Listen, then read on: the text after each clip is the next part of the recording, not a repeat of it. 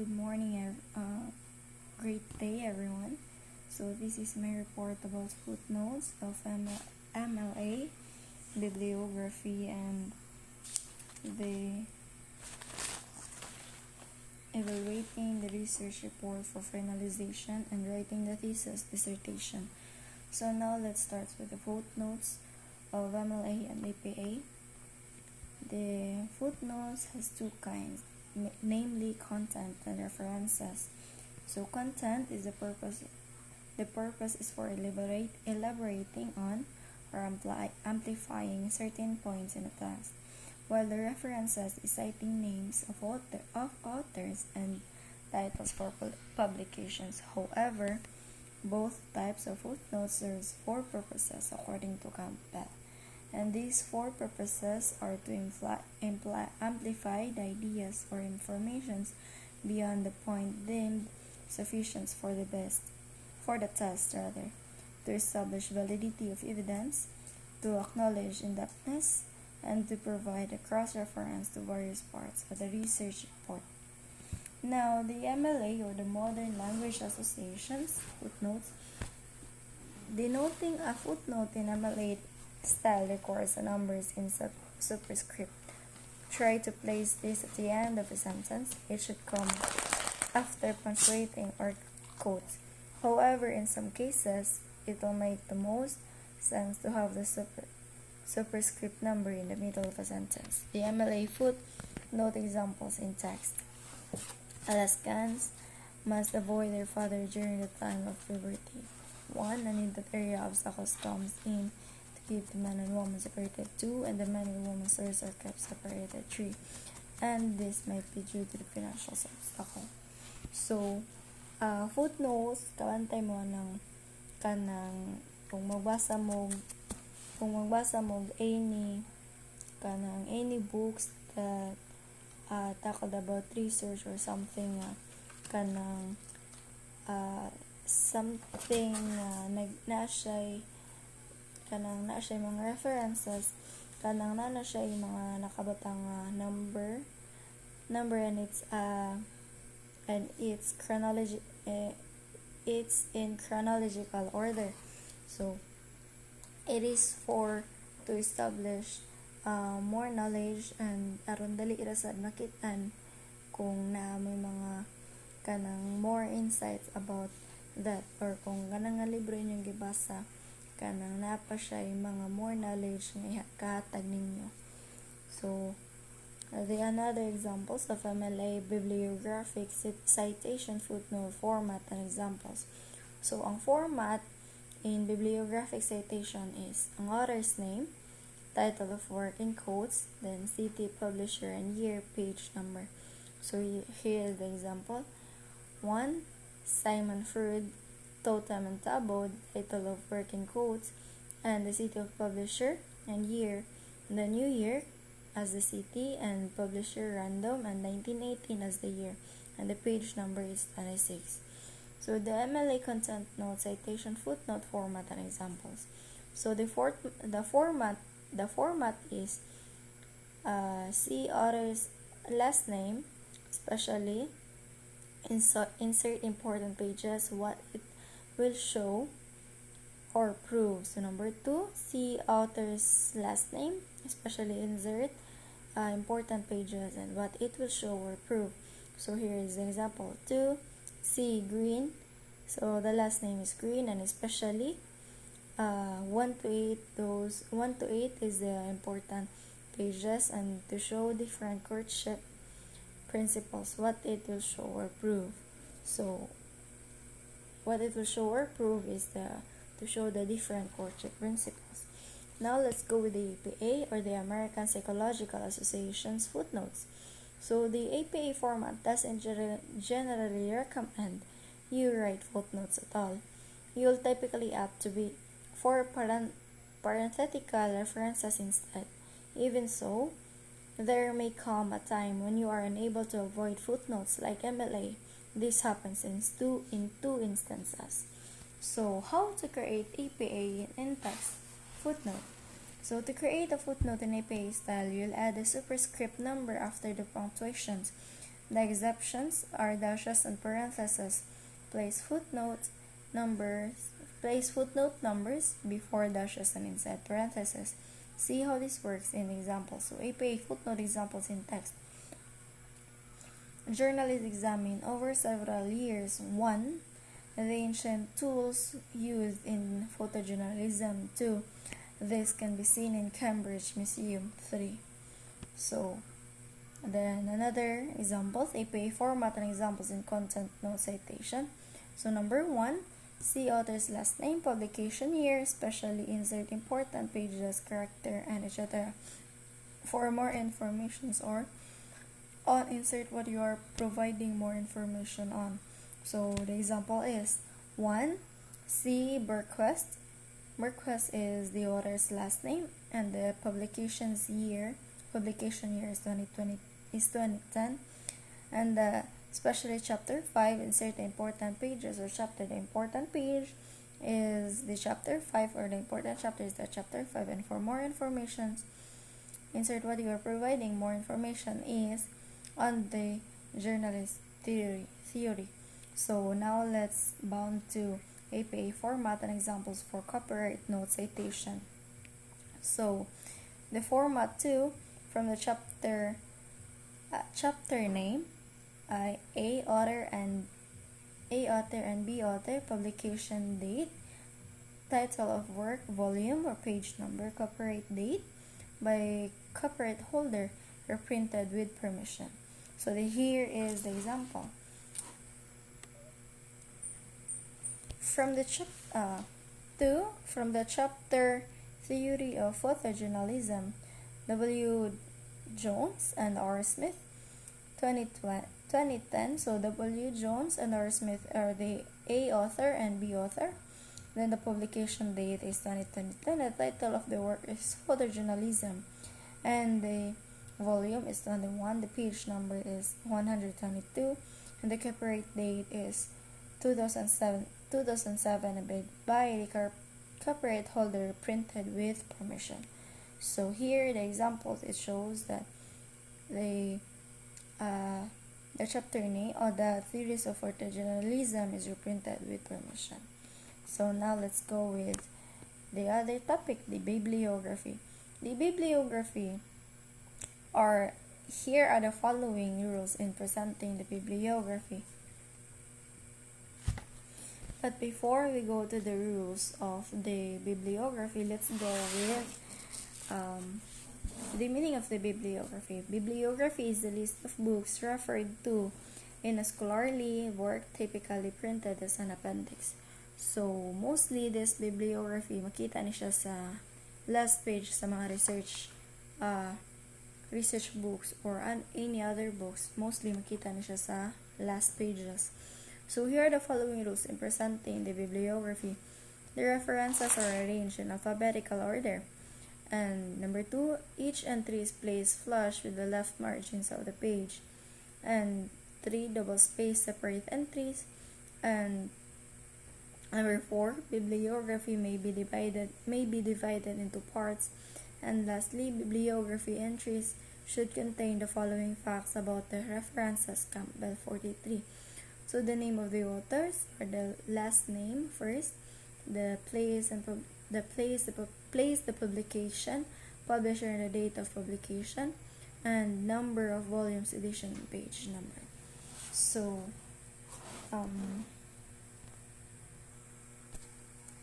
again, here are the following rules in presenting the bibliography. The reference are arranged in alphabetical order. The last name of the authors listed first. So kanang mostly mag-arrange sa mga references, it is alphabetical order and last name ang maguna sa author's name. Then the number 2 in the following rules in presenting bibliography. Each entry is placed flush with the left margin of the page, and subsequent lines are single space and indented 5 pages from the left margin. So kabantay mo nga kanang kinahanglan gyud nga 5 spaces gikan sa left margin, ingana siya nga format ang style. and double space separate entries. Number 3 and the number 4, the bibliography may be divided into parts. For instance, the first part may include books and pamphlets. The second part may include magazines and newspaper articles, while unpublished theses or dissertations may be listed in the third. The number 5 entries should contain the following facts about the reference as Campbell 43, the name of the author and the last name of the publication, publisher, and the date of publication, and number of volumes, edition, page number. So here is the comparisons of bibliography and footnote form. So the bibliography is overhanging first line flush, margin, and succeeding line inserted 5 spaces. So malaktong gingon ganiha nga 5 spaces gikan sa left nga part sa kanang page, and the footnotes is one regular indentation. So the last name first of first author when there are more than one author. So kung kanang usa ra ka author, then mao gyapon last name ang maguna. If daghan sila, ang katong first nga author may iyang last name may isuwat nga una. Then sa bibliography to, while sa footnotes is first name first. So for example, sa kungan, kung sa bibliography Lawis ang maguna, pero kung sa kanang footnotes Angel ang maguna. So the place and of body report listed alphabetically by last name of the first author. So and the body report, while the footnotes is one bottom page with superscript. The punctuations: author's name, title, place, and publisher, date of publication, while the footnotes is the author, the title, place of publication, publisher, and date of the publication. So lahi siya kanang place of publication, date of publication. Kanang kinanglan siya yutan diri while there's dilera. Then the page references is 404 pages. Ang example there is a bibliography, the total number of pages, book of or in article. So ang footnotes is page 23 ang specific page or location of reference. So there's a difference in page reference, since ang sa page reference sa bibliography nag-need og whole page sa usa ka book, while ang footnote is just the specific page nga needed or location of the reference. The table indicates comparisons of bibliography and footnotes form as presented by Aquino, 1971, 100. The works of Cole and Below, Cartner and Cordasco, and Turabian and Campbell contain useful reminders regarding footnotes and bibliography. Campbell's last edition suggests citing the last name of the author, and the page replaced the Latin abbreviation of Seat and Doxit. So evaluating the research. Now let's bound to another topic, evaluating the research reports for finalization. Let's read. With the use of proper footnotes, bibliographical references, organizations of the report into distinct divisions, and the employment of certain standards in typing, the investigator will succeed in communicating the substance of these investigations. Aside from form and mechanics, the intrinsic value, the content of the report should not be lost sight of. Before finalizing the report, the researcher must evaluate the research if it will contribute to human knowledge and the solutions of the published problems of man and society. So here is the drill. When evaluating the research report for finalization, needed siya, since if dili nimo evaluate if ang imong research, dili nimo evaluate if it is useful in humankind, or ang inyong problem nga kanang ninyong solusyon, nagama mo problema nga gaman po ninyong solusyon, makatabang ba siya sa society? If not, wala lang tanin sugdi. And if ever kanang evaluating the research report for finalization, it will also help you kanang from any other errors like grammatical error or kanang wrong spellings and any more nga kanang ang mga sayop and maka last mo sa time since once nga correct na, once nga na-evaluate na ang inyong research report, it is ready to be printed and kanang no need na mo, ready na mo sa the next part ana. Now for the kanang writing the thesis, since all of us are writing our thesis, the writing of thesis is also known as dissertation, but kanang mas naibalance siya as thesis. So here are the parts of the thesis. Maybe we already know kanang kay na work naman ta, and we're about to have our oral defense this coming December. So here are the parts of the thesis. So the first is the preliminary, or the front matter.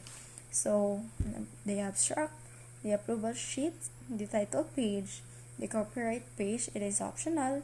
It's in you if you will put it in your research paper or not anymore. Then table of contents, then list of tables and figures, then acknowledgement, optional ra na siya, and preface optional. So here the second part is the introduction. The introduction is the problem and its background, the statement of the problems, the assumptions, it is optional, the hypothesis, the significance of the study, scope and limitation of the study, and definition of terms.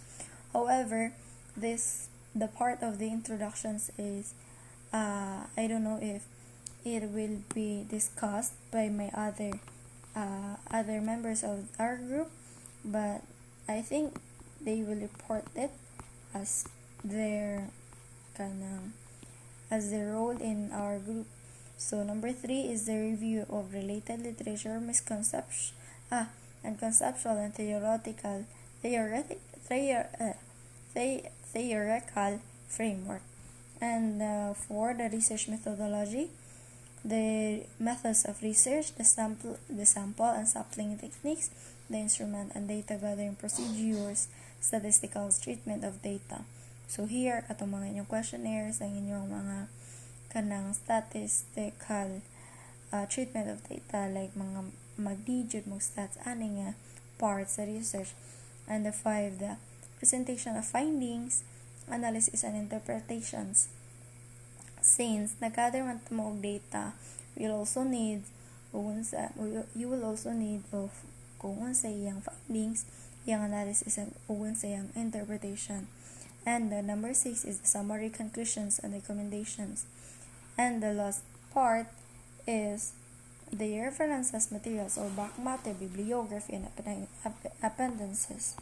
So in the presentations of finding, it is more important that each hypothesis must be stated and immediately followed by a statement on action taken on the hypothesis and the implication of this. This summary gives an overview of the study, starting from the statement of the problem to the analysis of the investigation, and summary includes the answer of the problem raised in the study. So mostly ang summary, since we all know what is summary, it will gives you the whole view of your research. So it is important since the summary, mostly sa mga readers mutanaw una sa summary before mo dig deeper sa imong research. And the conclusions are generalizations drawn up from the finding. Conclusions are brief terse statements that capsulize the findings. So the conclusions are the generalizations. So what are your conclusions in your research? Kinahanglan sad siya since ang research dili man sad siya mahimo nga magsigira ka pa rin sa imong research wala kay conclusion. So the last one is the recommendations. The recommendations are based on the conclusions. On this basis, appropriate measures are suggested to strengthen identified weaknesses, eliminate or solve conflicts, or introduce innovative ideas and practices.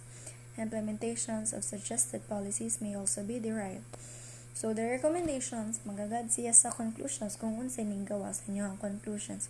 And since it will recommend for the further study, if there are other people who wants to study that maybe will connected, that maybe will connect sa imong study, then you can recommend them about this. Mo ninyong ipadayon. If other researchers want to pursue more about your study, then you can give more part of the recommendation. Nas makita ari sa recommendation kung unsa, kung naapay gustong musunod or naapay gustong kanang mukuha og idea gikan sa imong research na sila basihan. And the recommendations should be addressed to specific sectors for implementations. Recommendations for further related research should be made. So, again, mo to ang recommendation kanang mo recommend ka sa uban nga tao nga motanaw sa imong nga kanang research, kung unsay kanang ilang makuha, kung unsay ilang buhaton, kung unsay mga na-eliminate or mga na-solve nga conflicts, and many more. So, I guess that would be all. Thank you for listening. God bless us all.